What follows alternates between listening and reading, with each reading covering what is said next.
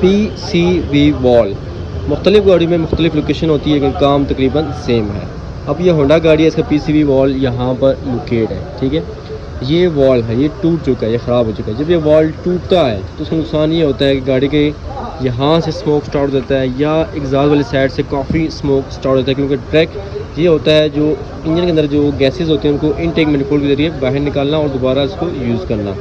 तो ये जब ख़राब होता है तो वो ट्रैक ऑयल जाता है इंजन के ऊपर, जिससे आपकी गाड़ी धुआं स्टार्ट करना शुरू कर देती है। तो एक लोकेशन है ये। और जब इसके अंदर एक स्प्रिंग होता है, कि स्प्रिंग फंस जाए, ये स्टक हो जाए, तो उसके नुकसान ये होते हैं। अभी उधर आ रहा होगा, ये ऑयल लीक है, इसकी मेन सील होगी, इसकी टाइमिंग सील होगी, चैम्पर में कहीं से भी ऑयल लीक करना स्टार्ट कर देगी जब ये स्टक होगा। और ये जब टूट जाएगा, खुल जाएगा, तो ये धुआं स्टार्ट कर देगा।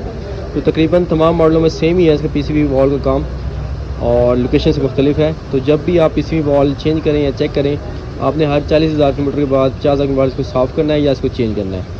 लेकिन कंपनी यही कहती है 40 से 50,000 के बाद आपने इसको चेंज करना होता है PCV वॉल को।